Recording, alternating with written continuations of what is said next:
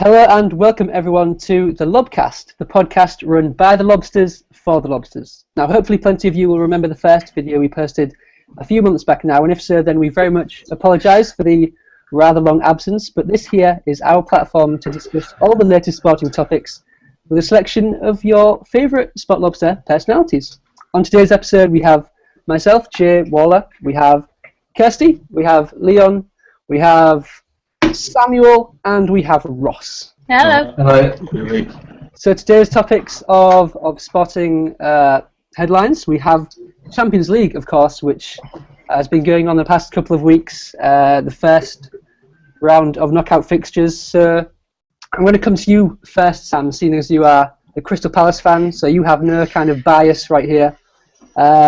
What chances do the English teams have this year of winning the Champions League? Absolutely none. But I think anyone apart from Barcelona has absolutely no chance as well, just as much little chance as all the English clubs have. I think Barcelona and possibly Bayern Munich are just a class above absolutely everybody else in Europe this season. I can't see anything past a Barcelona win, really. So you're saying that Arsenal can't beat Barcelona at the Nou Camp? I think even Wenger said in his press conference that Barcelona have a 95% chance winning, which sort of says it all, really, doesn't it? That Arsenal will go through it. So. Would you agree with that, Ross? Would you agree that Arsenal don't have a chance in Barcelona? Yeah, I was thinking about this today actually, and they're going to have to, obviously a 3-1 result at the Nou Camp isn't good enough, so they're going to have to win at least 3-0. And realistically, I can't see Arsenal winning 3-0 at the Nou Camp, because Barca are quite formidable at the Nou Camp as well, and you know that Barca are going to score with that strike force. They're sort of troublesome trio almost, but so yeah, I can't see them grabbing a result over there, unfortunately. But yeah, I think Barcelona are probably quite rightly the favourites. I think you've always got to watch out for Real Madrid and Bayern Munich, but I think it's Barcelona's to lose. But you know that history goes against them as well, because no one's ever defended the Champions League. So that's true. So yeah. So you never know, really. You can't rule out the other big side. Also, sorry, PSG. I forgot to mention. PSG have got big game players, so and they can always give. They gave Barcelona a good game last season, actually. So yeah, you couldn't really rule out them. I think it's between those four though, for the Champions League, I think. And City possibly outside bet, but City's record in Europe hasn't been great either. So there we go. That's a good assessment. I like that. Yeah. Leon, would you give Chelsea a chance, considering that they don't have any other commitments in terms of the league title or the title race? Would you give them a chance this season of the Champions League? Yeah, probably. I'd say they're the only team in there from England who are out of the title race completely. Arsenal obviously don't stand a chance against Barca. Sorry to say. Fair enough. What was the result against PSG? It wasn't that bad, was it? 2-1. Yeah, the last 2-1. Yeah, so it's overturnable. I think they could do quite well. What about Manchester City though? They're playing Dynamo Kiev tonight, actually. Yeah. They lose out. There's obviously problems. I think a lot of it probably comes down to the draws. I mean, Manchester City have been quite lucky, I guess, in getting Dynamo Kiev, even though it's still a tricky tie, but it's something they can be seen as favourites for. But I think it comes down to who gets Barcelona or Real Madrid or Bayern Munich in the next round, or whatever happens in that kind of thing. Kirsty, who do you think will win the Champions League? Honestly, I have no idea.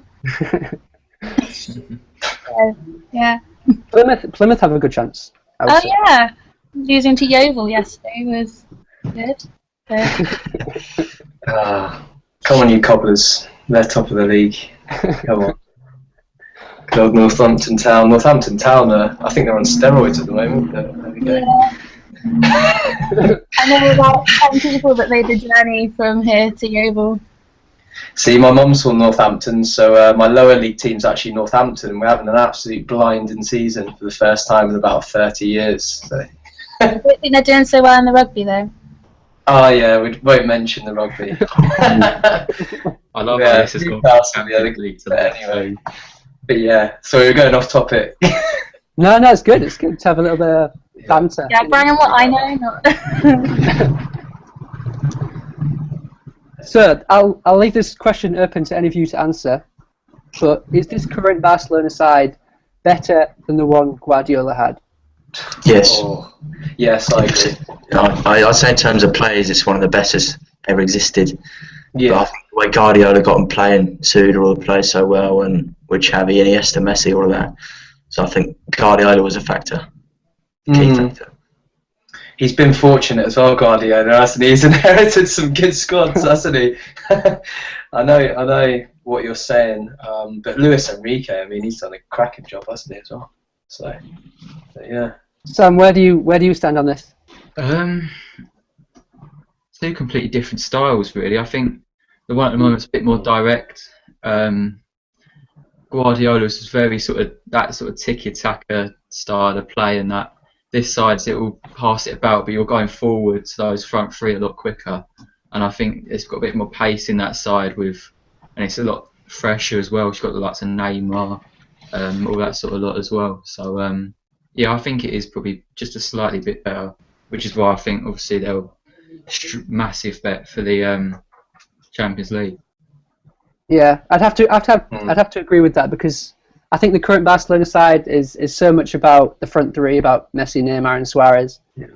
But whilst those three even are better than the Messi, David Villa, and Pedro that Guardiola had, I feel that Xavi and Iniesta of Guardiola's era were better than Rakitic and the players that they had in the midfield during that era. But it's such a tight question because you're comparing a team that won 2 Champions Leagues during Guardiola's era. Yeah. But yeah, it's such a tough one.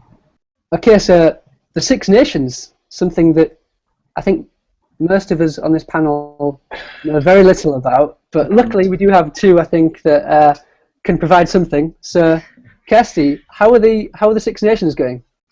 Not very well would be one answer. Better than last year would be the second answer, but it's England's year, which is hard for me to say. Very hard for me to say, but it's definitely... Come on, England. Huh? England actually good at No, something. actually. yeah. A bit better in rugby. Yeah, they've had... Okay, their World Cup wasn't great, but they've pretty much got the same squad they had, and they're playing pretty well. But then they're a lot weaker. They had like the pool of death in the World Cup, so they weren't really was great. But yeah, this year's Six Nations is actually very interesting because Italy and Scotland are actually playing pretty well.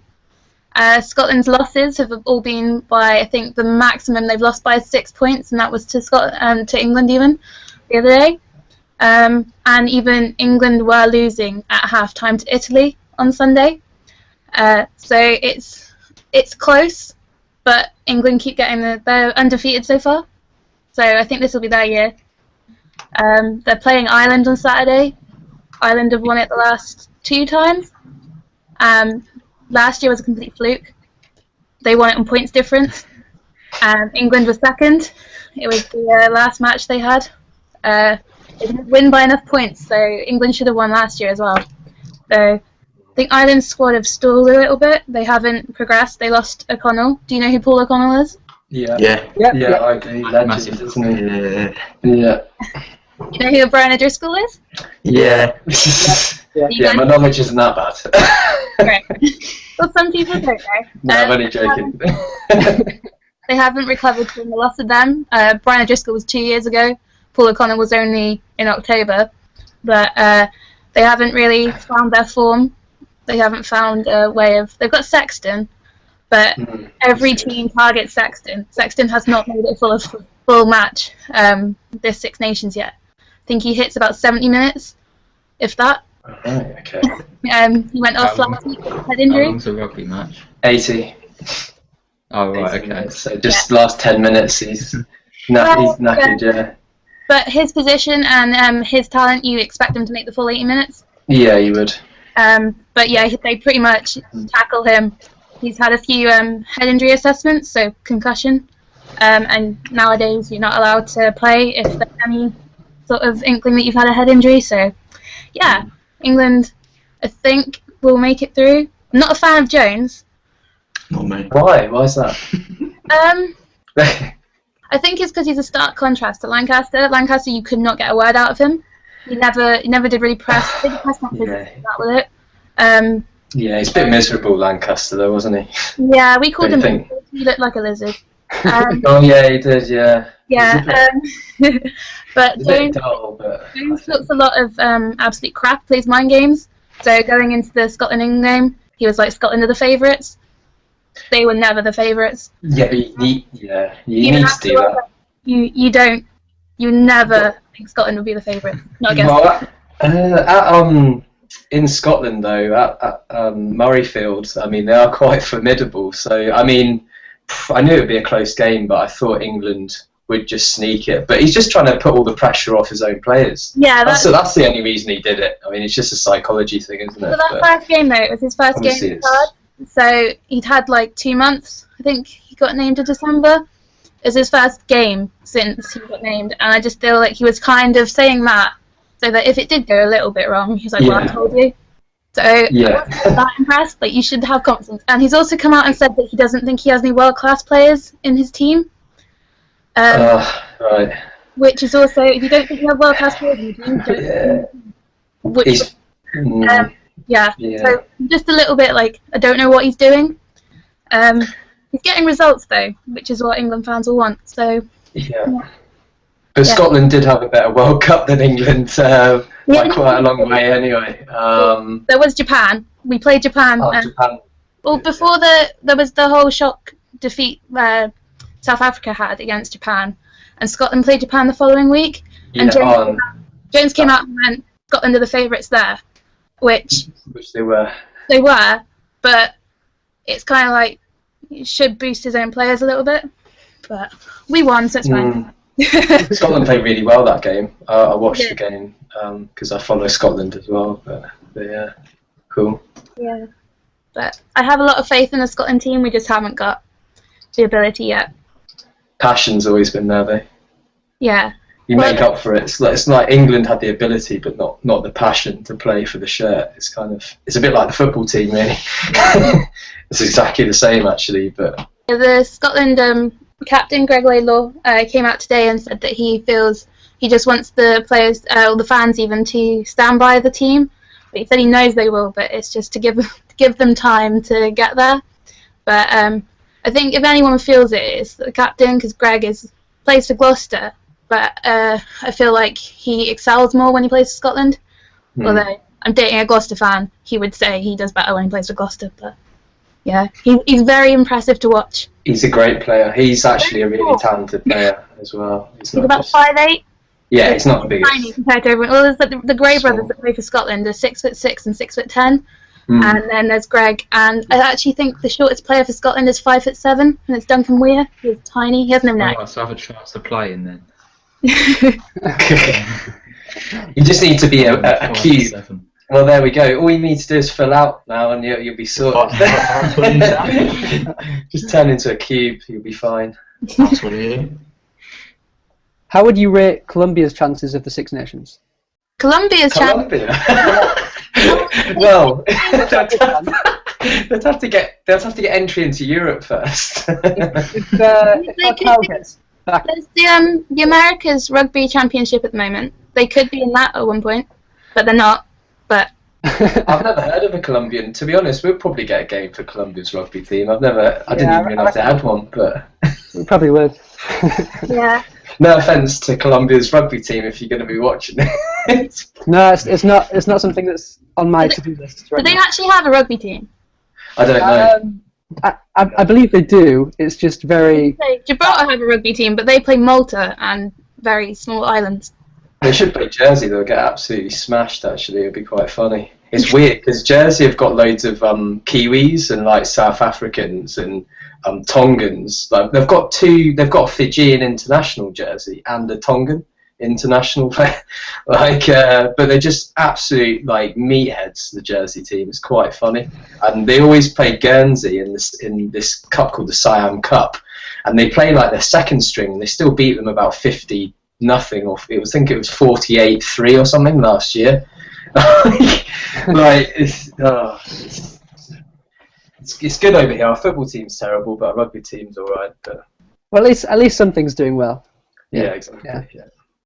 Okay, so the FA Cup was played this past weekend, and Arsenal drew with Hull City. Lots of other ties going on. Crystal Palace, of course, beat Tottenham. So Sam, can Crystal Palace win the FA Cup? Can Palace win the FA Cup? They can get to Wembley, I think. They've beaten obviously 2 Premier League sides, so I think Reading are 19th in the Championship. So I fancy our chances against Reading to an FA Cup semi-final against one of England's elite sides is going to be very, very tough. But I think it's the FA Cup. Bit cringe, but saying anything can happen really, and I don't think we can win it. I don't think we're strong enough. I think you've got to have a plan B, and I think Pardew's always lacked that sort of being able to tweak the side to match your opposition. It's always like win at all costs, whereas it will just get picked apart by the bigger sides on the big occasion. So I don't think this season we've got a good chance of winning it, but I think give us 2 or 3 years and I think we give it a good go. Leon, would you agree with that? Palace not ready for the FA Cup just yet? No, I think anyone could win it. So you could say we're not ready for it. We've gotten this far against all the odds of beating Spurs. So true, yeah. If we get I reckon we should beat Reading fairly easily. I think we'll put out a strong team. So I think we'll beat them, get a decent draw on the next one, even though there aren't many decent draws because all the teams in there are better than us. and if we get to Wembley, I'll be happy. That'll be incredible. We don't often go to Wembley, so that'll be fantastic. Well, you're better than United at the moment, so... Yeah, I was going to say, get past United. But saying that, though, United have got to focus on the FA Cup because they'll probably get knocked out of the Europa League, so... Yeah, they won't might get Europa League in the Premier League, but qualification. But who knows? I think it's maybe Arsenal's to lose, possibly again. What with having a replay against Hull City, then a home tie against Watford, and then we're at Wembley again. So we always seem to get really good ties, and I think it might be fixed in some way. But I think it's Arsenal's to lose again. Not being biased at all there, are you? Being an Arsenal fan. I wouldn't mind seeing Arsenal United. That would be always a good game. Yeah, or a semi. But yeah, it might happen. Who knows? Crystal Palace Arsenal final, I think, would go down well. In London, yeah. Addy screamer. Would. Yeah. 40-yard left foot from Addy. Brilliant. I would cry so badly if that happened. Then he taunts the Arsenal fans. Celebrates. Yeah, it does this little army thing that he's used to do. His commander thing. Salute. Salute, yeah. Army salute. And then Marouane Chamakh just comes on in injury time to score a hat-trick. And receives more hair in the process, yeah. He's got to get that hair sorted out. He's got to shave it. He's just got to shave it. He's got to come to terms with his age. I don't know what he thinks his hair is. It doesn't seem to make any sense. He's lying to himself. It's a receding mullet. Yeah, it is. That's absolutely, you're right on the point there. That's funny. I think we can all agree that Sam has the best hairstyle on the Lobcast. Bit generic. The generic Sweep over. Whatever that is. Sweep over. I actually sorted it out just before I came on. Especially for us. Although I've just realised it's not going on. Either we aren't seeing our faces or anything. It's just going to be an audio thing. So I wasted a bit of time before I came on. You've even got a nice shirt on as well. I like that. Yeah. I've been wearing this all day. But, Last episode of the Lobcast, we looked at the Premier League and we looked at who's going to win the title, who's going to get relegated, who's going to win the Player of the Season. And I think a lot of us chose Manchester City at that point for the title. yeah. Leon, is that still your choice? Would you reckon? Definitely not. I think it's going to be Leicester, unfortunately, because I don't like Leicester or some of their players. But yeah, I can't see anyone else winning it at the moment. Not even Crystal Palace? We got a chance, but I think we're going to focus on the cup, so I think we'll leave this one. Can Manchester United still win the Premier League? Well, mathematically, they can. But to be honest, Louis van Gaal probably still thinks they can, with his philosophy that no one actually understands what it is. But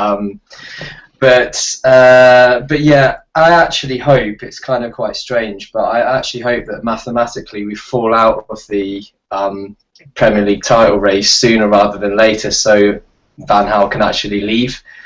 We can get someone else in, because apparently I was reading that there's a stipulation in this contract that when Man United mathematically, I think they can't qualify for the Champions League, that's it. When they can't actually qualify for the Champions League mathematically, he gets sacked, then they don't have to pay him a 10 million payment or something. I was reading yesterday that they have to pay him £10 million if Man United is still in the top 4 race. So I hope they just drop off completely so we can get rid of him. But yeah, they're definitely. I know this is awful actually, but this is how bad it's really got. It's just United have got to get back to where they are, because they're a huge club, and we don't want them dropping off like Liverpool. No offence to Liverpool fans, but not that United fans like Liverpool fans too much, or Liverpool as a club. But yeah, we don't want to be another Liverpool where we don't win the league for 20 years and we're just a mid-table sort of top 8 club. But yeah, I think definitely not. I agree that Leicester. I think Leicester are going to do it despite that result at Arsenal.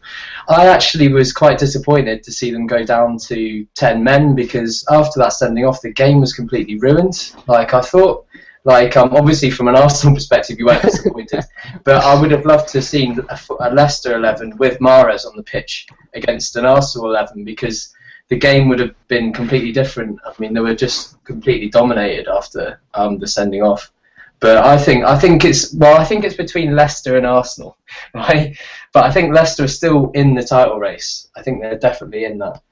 And it really does depend with injuries at Arsenal, because I know that they get a lot of injuries. I think they've got players coming back now. I think maybe Santi Cazorla's coming back or something. Yeah, he's scheduled to be back for the North London derby, so that's to be back for. Yeah, I mean, it all just depends on that, and Danny Welbeck scoring the crucial 2 goals a season or whenever he scores them.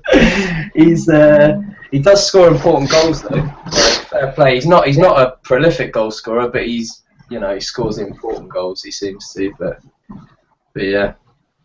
As an Arsenal fan, it pains me to ask this question, but with Tottenham being on the same points as Arsenal, can Tottenham win the title? Yeah, I think they Tottenham can win the title. Yeah, but I think Leicester will win it. I'd love to see Tottenham do it, because I think they're the most likeable club in that top 4. But I think Leicester, they're 2 points clear. I think at the moment. I think how many games left to go? About 12 or something. I think they've got time to drop points, but I can't see them dropping points. or they can't not drop in too many points. I think no team will go unbeaten for the rest of the season. So I think Leicester are too far ahead. Yeah. I think if Leicester were going to have this period of weakness, I think it would have been during the Christmas period or around then. Yeah. But I think that the fact that they've got this far shows that it's more than just luck or belief. Yeah. They have the quality to do it. Mm-hmm.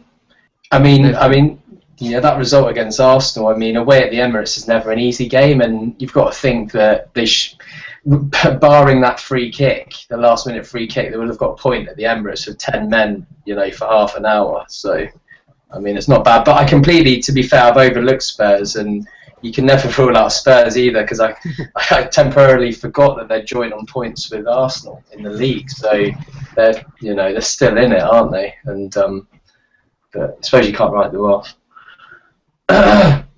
And what about relegation? Relegation is such a tight one because, I mean, Aston Villa look pretty much dead. Sunderland and Newcastle are always round about that position, and for me, Norwich are the team that's going to drop into that with either Sunderland or Newcastle. Yeah, I think Villa have gone, haven't they? Really, that result against Liverpool, that 6-0. I mean, the Aston Villa fans, you felt them so much, but it was just so embarrassing because they just didn't turn up. Like, they weren't. Kolo Touré got on the score sheet, so you've got problems if Kolo Touré can score. And he was unopposed with that header as well. The ball just landed on his head from a corner. He didn't even have to move straight from down the middle position. of the goal as well. He was right in the middle of the goal, and it bounced off his head. He didn't actually gear his head into place and go for it. It literally bounced off his forehead. And he was like, "Oh my god, I didn't expect that." But yeah, it's like so. Aston Villa, I think that the morale they lost. I don't know if you saw, but they lost 3-0 to that under-21 side a couple of days ago. Yeah. So it was on BBC Sport, but yeah. So I think they're gone, definitely. But I think Sunderland might be okay because of Big Sam, and I think Newcastle might be all right with the options they have. But I think Swansea and Norwich, I think they might get sucked in. I think Norwich will definitely get sucked in. I think Norwich will go down, and I think Swansea might join them as well. But because Swansea, they seem to have gone off the boil a little bit. But yeah, they have. I think they've improved recently. They always seem to have that little run of spell at the end of the season where they pick up a lot of points, say move sort of inside the 16th, 17th position, and I think they'll do that again this year. But next year, possibly, there's a lot of money gone into the Premier League now, and everyone can strengthen, not just the sort of top 8 teams. So you can never it's literally impossible to call the relegation rate at the start of the season now. And I think, but Sunderland's, I think next season, because there's a couple of teams coming up from the Championship that I think would be strong as well. You've got the likes of Middlesbrough, who look really good. They have a deep academy as well, so they'll promote good players. And so I think Sunderland next season, I'll worry for them a little bit. The player of the season is another one we looked at in the last episode. Kirsty, where do you stand on Premier League player of the season so far? Yeah, whoever you guys decide. We were going to say Martin Kelly. Oh, what a goal. Martin Kelly. It was a nice finish. It wasn't actually a pretty fucking good finish. Like, you see Aguero doing that kind of thing. Well, that's a good point, actually. If Aguero does it, everyone rants and raves. But Martin Kelly, I mean, unsung hero, isn't he? He's equal in goals with all our strikers at the moment from overplay. He's world class. To be fair, Memphis Depay, he's been a great signing. He's been signed this season, hasn't he? Player of the season, surely. Absolutely not. Memphis for me is a really weird one because I thought he started really well.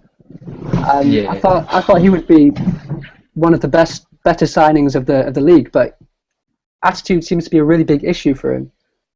It's also fitness and weight. Apparently, I read early on in the season a little article on the internet, but it's basically saying that he's got his own chef, right? And he's been, I'm not joking, right? He's been basically overfeeding him. So he's actually a stone heavier. He's actually, in the start of the season, he was a stone heavier than his normal like fighting weight, you could call it. But he's he's a stone, so he's overweight. So he's been sort of catching up on fitness issues, supposedly. And it's a good point, because if you watched him, he looked like lethargic, and he didn't look sharp. Like when he had the ball, he just don't know. He just didn't look the player that I saw for Holland anyway. But yeah, it's been a bit disappointing with him. I think he's not helped by the sort of what's the word? The rumours about sort of like the club and that, and sort of like the criticism they've got. He's been a bit of the scapegoat for it all, and I think next season they bring Mourinho in. He might improve under a new manager. Yeah.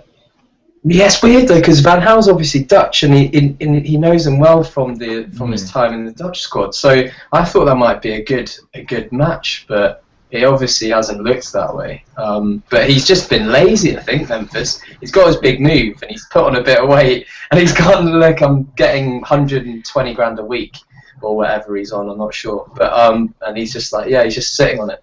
But yeah, oh well. So who would be your player of the season so far? Well, I'm going to say just one player, and I'm going to say it's Riyad Mahrez. I'm going to go with Mahrez. And the stats back that up as well.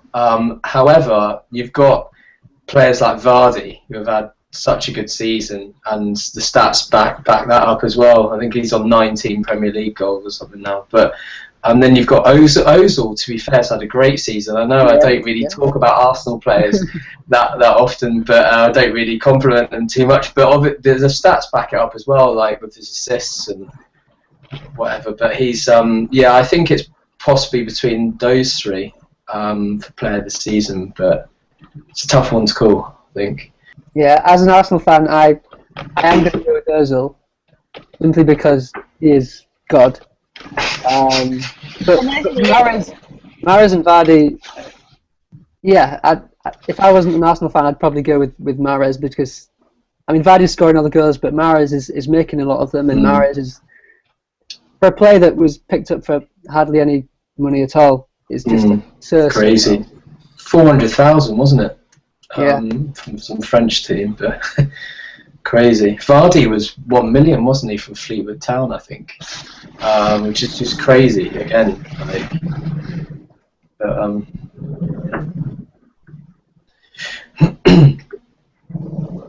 Sam, who would be your player of the season? I think back in the last episode I went for Dele Alli, and I think I'm going to stick with that. You're going to stick with it? Definitely young player of the year. Yeah, definitely. The likes of Ozil as well has been absolutely excellent. But Dele Alli's been unbelievable. He's joy to watch. And Leon, did I ask you? No, you haven't, mate. I'll probably agree with you, Jay, and I'll go with Ozil. Nice choice. I think he's probably the best in that position in the league. I think I said Kevin De Bruyne last time. And I think he started off well, and he's been pretty good. But I think Ozil's been on a different level.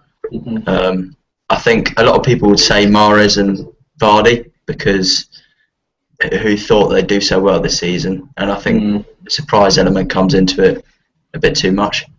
But I'd have to go Ozil. Ozil is currently, I think, 17 assists, so he's 1 or 2 behind the record at the moment. And I think with 12 games left or whatever it is, I think the record is there to be broken for him. And if he breaks that, then I think Ozil is the obvious choice for player of the season. But I think, we're forgetting that there's a lot of the season still left, and the title's not decided, relegation's not decided. It feels like everything's done, but there's a lot to play for. I'll basically I'm going to throw my conclusion into how the Player of the Season award will be awarded, and it will be probably from the team that wins the Premier League. So I think if Arsenal win the Premier League, I think Ozil's definitely getting Player of the Season. However, I think if Leicester can win it, and depending on how Mahrez and Vardy perform in the meantime, if Vardy's top goal scorer, say he wins Golden Boot, European Golden Boot or something, or Mahrez is top assists or whatever, like I think it could go to Mahrez or Vardy. But I think Ozil, if Arsenal win the Premier League, I think Ozil will get it. But What Spurs winner? it could be that one. Sorry, Dele Alli. But well, good point actually. I think if Spurs win it, I think Dele Alli will be in the reckoning, but I think it's definitely between Ozil's definitely in there, that's for sure, and Mahrez and Vardy somewhere. But saying that though, Igalo, someone I haven't spoken about, Igalo from Watford, he's had a great season. He's scored a hell of a lot of goals for his first season in the Premier League, so you just don't know. There could be a couple of outsiders as well, shortlisted. You've got Kante as well, has been really good. Oh, he's been brilliant, yeah. And Lukaku, well, I know he's been a bit quiet the last couple of games, but Lukaku scored a hell of a lot of goals as well. So it's a few, I think. Yes, this week we experienced on Spot Lobster quite a few new members coming from SportsYapper, the social network that isn't to be apparently anymore. So where do we think Sport Lobster stands in terms of SportsYapper? I mean, SportsYapper was something that was heavily backed financially, I think, by Paddy Power. I think it was, maybe. I've never heard of it, believe it or not. You've never heard of it? It's the first I've heard of it. Yeah. Tell me more. I remember it came out around the same sort of time as Sport Lobster, didn't it? Yeah, I think it did, yeah. And obviously they've just gone off the boil a bit, and a couple of users have been brought over to here sort of experiment and grow the channel, because I think there's so much potential in Sport Lobster, but it's never really. That's it. Yeah. Sport Lobster's a really funny one, because out of all the people I know, everyone I know, I think I have 2 friends on Sport Lobster, and compared to Facebook, like it's just, I thought there would be a hell of a lot more people on there that I knew, but I'm really, really surprised, because I think it's a really good platform. My family use it. I don't have. Oh, Andy married my cousin, and then my auntie made us all use it. Really? I don't know anyone. It's Sport Lobster sponsor Gloucester rugby team. They're a shirt. I don't know any Gloucester fan. I knew one Gloucester fan that used it, and I think he stopped. But yeah, it's a bit. I had a couple of mates on Sport Lobster, but they've all sort of gone back to using Twitter. I think that's the thing. It's keeping it there for more than 6 months. So.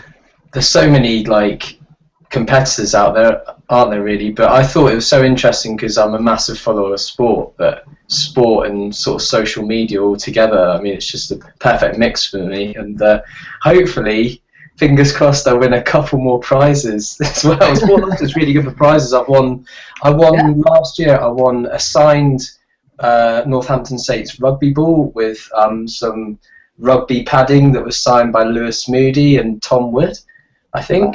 And then I won this year at the end of last year. I came second in their Christmas prize league that they're going with the iTunes vouchers and stuff. I came second, got £75 iTunes voucher, and then they had the Australian Open prediction league, and I was winning it with. Oh God, I was number 1, and it was $200 to the winner, or 160 quid or whatever. And I was like, kept going like neck and neck with this guy. I kept overtaking him. He kept overtaking me until like the final, and then he was ahead. And I was like, oh. So I came third. So I was like, I've got to win. But it is so good, honestly, for their prizes. I mean, it's got some perks, Sport Lobster, that's for sure.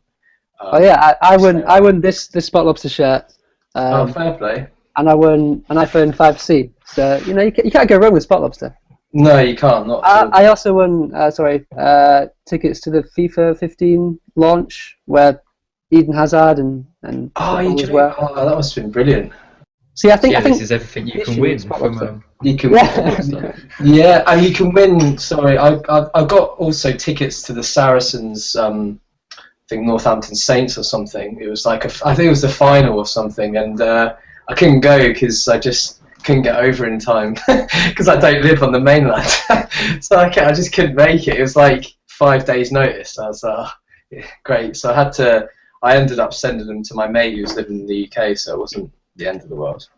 But yeah. I wonder what SportsYapper offer in terms of prizes. Yeah, there we go. That's not good. Nowhere near as good. I think Steve's blog summed it up pretty well. The welcoming them to it. Yeah. Since he's just won that blog thing.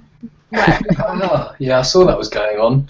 Yeah, Steve won it, which he has nice. blogged about every day, twice a day, last week. Yeah, he won £250, didn't he? Yeah, it's quite One decent. time he won something. I might blog. Yeah, see, I'm not a very good blogger, so I did look at that and I thought, I'm not going to win it because I never write blogs and I wouldn't be the best at writing blogs, but yeah.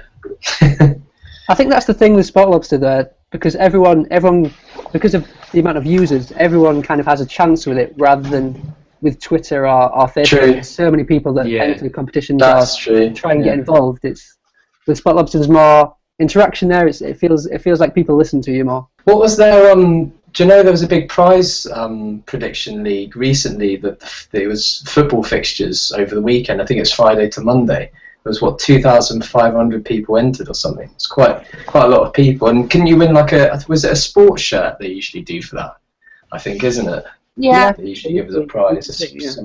Yeah. I came second in that as well, and I lost that. And that's only just finished, and I was leading with like one game to go, and I thought I've got this nailed. And this guy, you actually spoke to him, Mr. Suarez or someone like that. Not Lewis, it's someone. Yeah. But anyway, yeah, he was, you know, but yeah, he actually picked me in the last game. but yeah, fair play. You seem to be very good at the predictions. I started off really well, and then ever since I've been just horrible at predictions. I'm all right. I'm testing. I did. Do you know what? I've got like. I'm not bad at predicting things, but like I'm trying different sort of tactics almost on it because you have to predict against the crowd, don't you?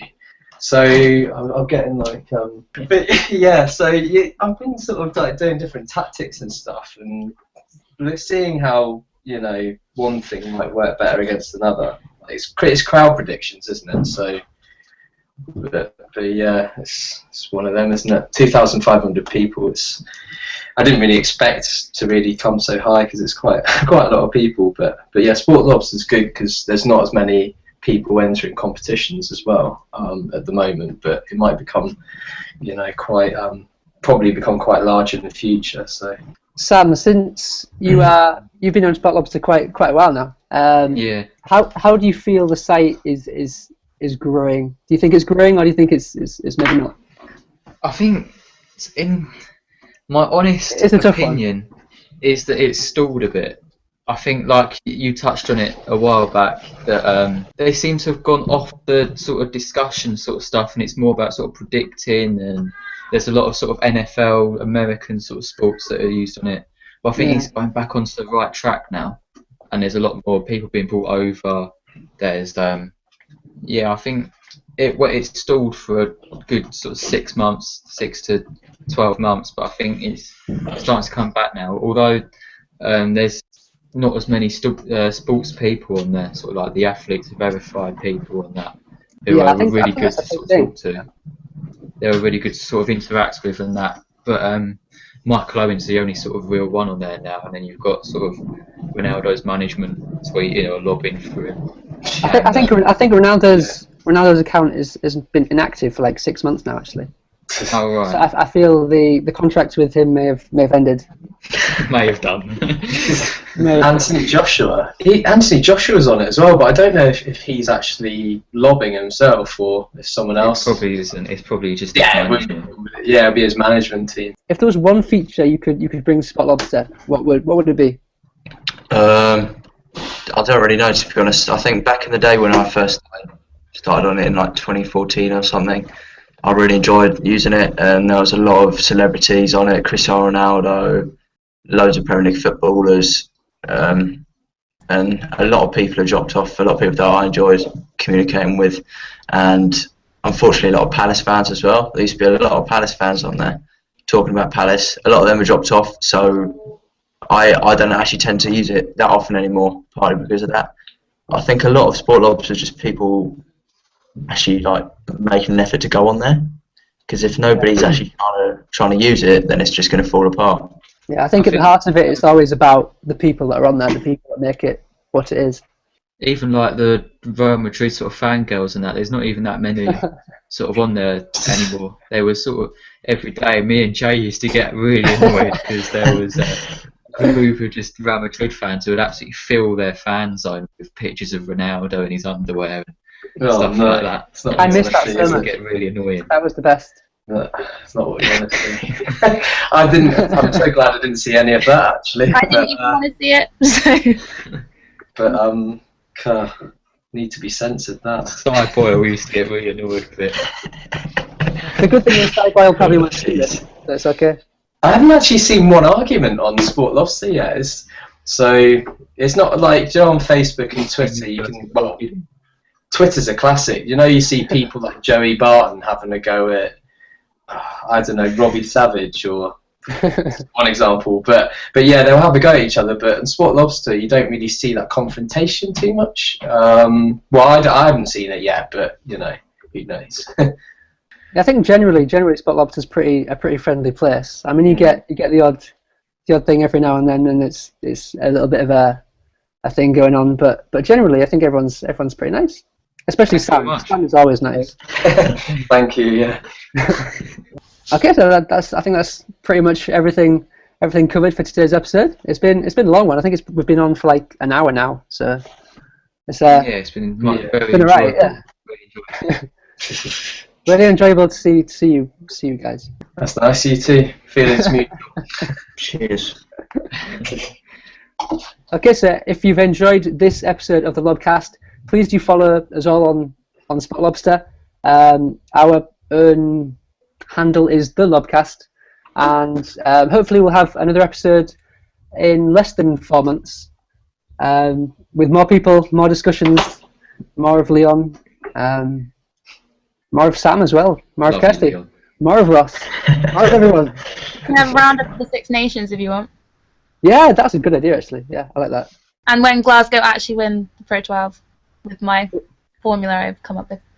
We'll do a Lobcast special for that episode. Just rugby.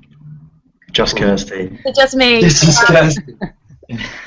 What my friends get in everyday life, you guys get, and no one will listen to you.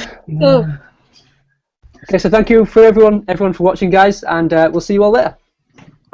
Bye bye. Bye bye. Bye.